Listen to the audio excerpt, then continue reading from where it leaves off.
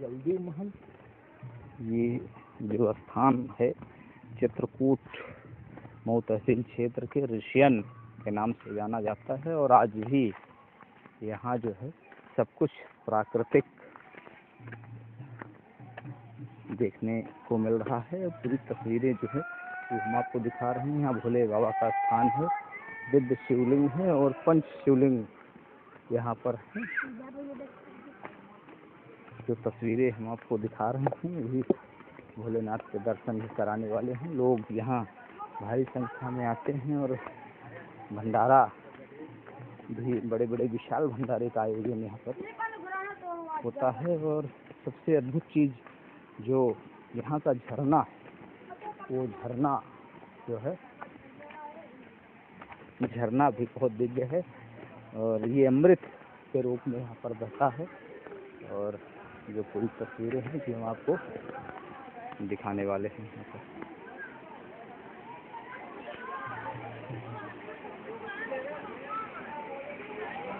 श्री राम, आज हम चित्रकूट जनपद के मऊ तहसील क्षेत्र ऋषियन स्थान पर हैं और यहाँ की क्या महत्वता है। हमारे साथ जो यहाँ के संत हैं, हम उनसे बातचीत सीधे करेंगे कि इस स्थान का अपना एक क्या महत्व है और कितना पुराना ये स्थान है। तो उस विषय पर हमारे साथ बातचीत करने के लिए यहाँ पर जो संत जी हैं उनसे। हर हर महादेव, जय श्री राम। मैं पंडित इंद्रेश त्रिपाठी, ऋषियन आश्रम संचालक। बहुत बहुत धन्यवाद शुक्ला जी आपका। यह ऋषियन आश्रम में श्रावण का महीना इस समय चल रहा है। प्रत्येक शिवालयों में जिस प्रकार से दूर दूर के श्रद्धालु आते हैं और हमारे ऋषियन आश्रम में इस समय प्रयागराज, कौशाम्बी, चित्रकूट माने कई जनपदों के लोग यहाँ पर लगातार रुद्राभिषेक करते हैं। आप देख भी सकते हैं कि किस प्रकार से भगवान शिव की शिवलिंग दिखाई नहीं दे रही है। एकदम से श्रद्धालुओं ने चारों तरफ से घेर रखा है और लगातार ये श्रद्धालु इसी तरह आते रहते हैं। यहाँ के जितने भी कार्यक्रम आयोजित होते हैं वर्तमान में और पहले से चले आ रहे हैं, परंपरागत हमारे पूर्वजों द्वारा पीढ़ी दर पीढ़ी और ऋषियन ट्रस्ट के सौजन्य से हम सारे कार्यक्रम आयोजित करते हैं। ये स्थान अति प्राचीन है और ये स्वयंभू शिवलिंग है, विराजमान है। इनकी महत्ता जितनी इनका महत्व बताया जाए, जितना इनका वर्णन किया जाए उतना ही कम है। और समझ लीजिए कि ये स्थान की जो महत्ता है और भी तब बढ़ जाती है कि जब ये शिव जल भगवान शिव का निरंतर साल के 365 दिन 24 घंटा अनवरत भगवान शिव का रुद्राभिषेक करता रहता है। भगवान शिव के ऊपर से जल प्रवाहित होता रहता है, जलहरी होकर के जो है। तो ये भगवान शिव की यहाँ पर अखंड कृपा है। भगवान शिव यहाँ वास करते हैं और तमाम ऋषि मुनियों ने, दैत्यों ने, तमाम महापुरुषों ने यहाँ आकर के आशीर्वाद प्राप्त किया है, भगवान शिव की कृपा प्राप्त की है। और ये हमारे पूर्वजों की कृपा से हम सबको प्राप्त होता चला आ रहा है पीढ़ी दर पीढ़ी कि यहाँ इनकी सेवा पूजा का कार्य करते चले आ रहे हैं। और आप सब मीडिया के पत्रकार बंधुओं के माध्यम से, आप सभी मीडिया कर्मियों के माध्यम से ये आम जनमानस तक भी पहुँच रहा है और उसके प्रभाव से, भगवान की कृपा से इनकी ओर लोगों का आकर्षण इतना बढ़ रहा है कि निरंतर लोग इधर आकर के जो है तांता लगा करके बिल्कुल से समझिए कि श्रद्धालुओं का सागर उमड़ पड़ता है और भगवान शिव की कृपा प्राप्त होती है। ऐसी मान्यता है कि भगवान राम जब चित्रकूट आए थे तो इसी से होते हुए तब चित्रकूट। बिल्कुल, ये तो भगवान राम ने भी आकर के यहाँ पूजा की है और ये मान्यता है ऐसी की मतलब क्या है कि सतयुग काल से जो है स्थान की मान्यता चली आ रही है। आदिकाल से ये स्थान है, जब से सृष्टि है तब से यहाँ पर भगवान शिव का वास है और यही इनकी सबसे बड़ी कृपा है। बताते हैं बगल में जो है बाणासुर की जो तपोस्थली होती है, इन्होंने भी यहाँ तपस्या की है भगवान शंकर को जो है प्रसन्न करने के लिए। हाँ, ऐसी मान्यता है और ऐसा लोगों का कहना भी है और ये सत्य भी दिख रहा है कि इतना चमत्कारिक और इतना अद्भुत ऊर्जावान ये अध्यात्म का केंद्र है कि कितना भी मानसिक तनाव लेकर के आप आए और यहाँ जैसे ही आपका आगमन हो जाता है आपको खुद ही महसूस होता होगा कि मन एकदम से शांत हो जाता है। क्योंकि जहाँ प्रभु होते हैं, जहाँ शांति होती है, वहीं पर ईश्वर का जो है वास होता है।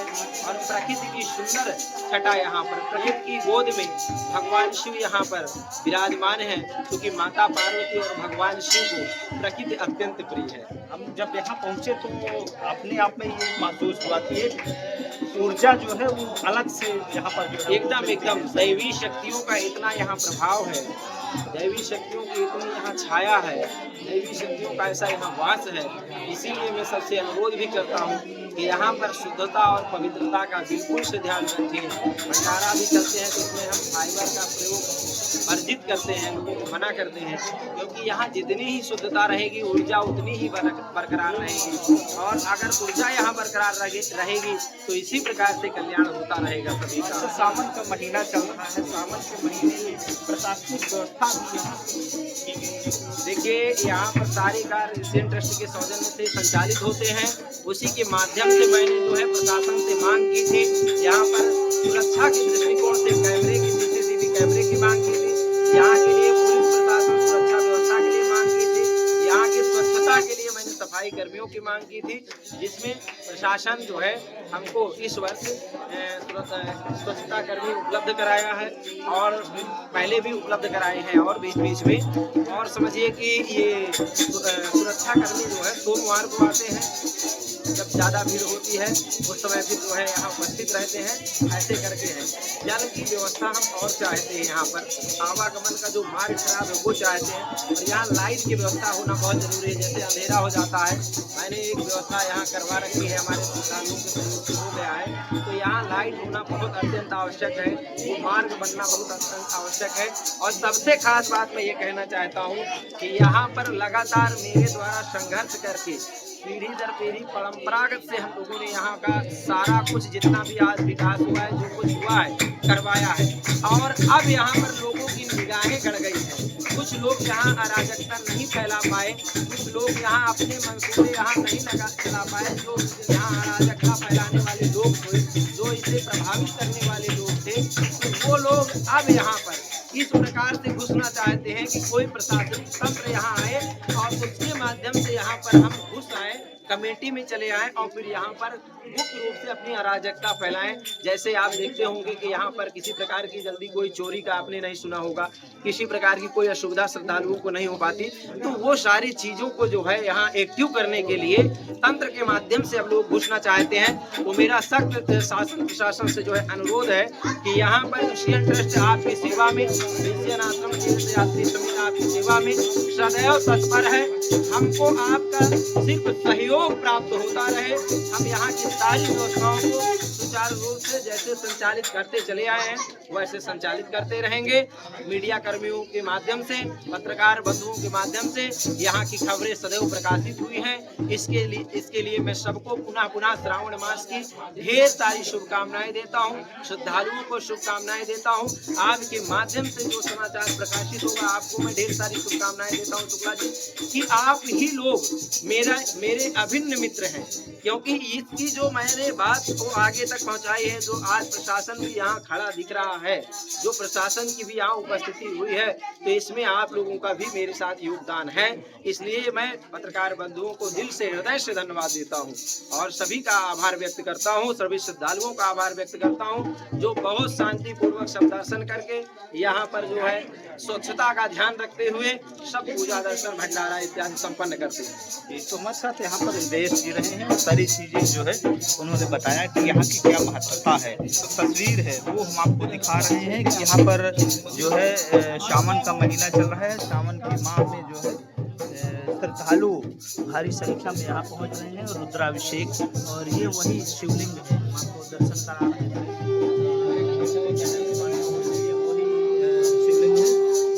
में है और ये वो कुंड है, इस कुंड से जो है जल प्रवाहित होता है और ये सब कुछ यहाँ पर प्राकृतिक पूरी तस्वीरें हैं वो हम आपको पार्वती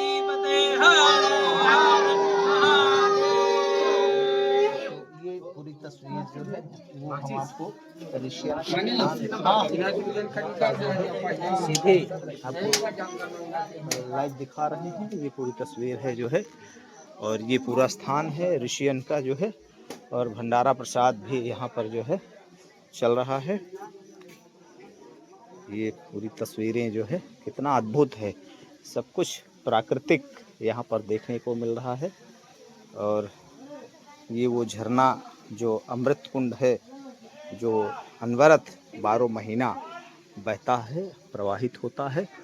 और ये देखिए जहाँ भोलेनाथ प्रवास कर रहे हैं, ये वो पर्वत है। पर्वत के नीचे गुफा में भोलेनाथ का अपना एक दिव्य स्थान है। और इसी स्थान के एकदम पीछे से ये देखिए ये प्रतिमाएं जो हैं वो यहाँ पर विराजमान है। और ये वो स्थान जो है जहाँ से अमृत निकल करके और जिसका रसपान लोग करते हैं, ये पूरी वो तस्वीरें हैं। ये देखिए कितने अद्भुत कुंड बने हुए हैं। ये हम आपको अपने चैनल के माध्यम से दिखा रहे हैं। और भोलेनाथ का जो दिव्य स्थान है वो यहाँ पर भारी संख्या में लोग दर्शन के लिए आते हैं। प्राकृतिक सब कुछ यहाँ पर जो सौंदर्यता है वो यहाँ पर देखने को मिलती है। और बहुत ही शांति और शरीर को एक ऊर्जा अपने आप में जो मिलती है वो यहाँ पर अद्भुत है।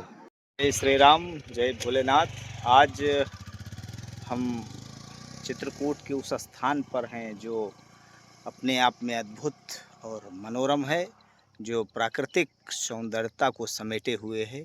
और वो स्थान ऋषियन के नाम से जाना जाता है। और ये वो पूरी तस्वीर हम आपको पीछे अपने दिखा रहे हैं कि जो प्राकृतिक सुंदरता है वो कितनी अद्भुत है, कितना मनोरम दृश्य यहाँ पर जो है वो आज देख करके मन गदगद हुआ, प्रफुल्लित हुआ। तो ये हुआ कि एक बार फिर से लाइव होना चाहिए। और चूँकि चित्रकूट की ये धरोहर है जिससे जो दूर दूर तक लोग हैं वो यहाँ पर दर्शन करने के लिए, और भोले बाबा का बहुत ही अद्भुत स्थान और बहुत ही पौराणिक ये पूरी जगह है जो आज पुरातत्व विभाग इसको पूरा देख रहा है। और चारों तरफ जो पर्वत, बड़े बड़े पर्वतों के बीच में ये पूरा वो स्थान जो ऋषियन है वो है। और अभी हम चल करके आपको वो स्थान का भी दर्शन कराने वाले हैं, दिखाने वाले हैं। उसके पहले हमने रुका और रुक करके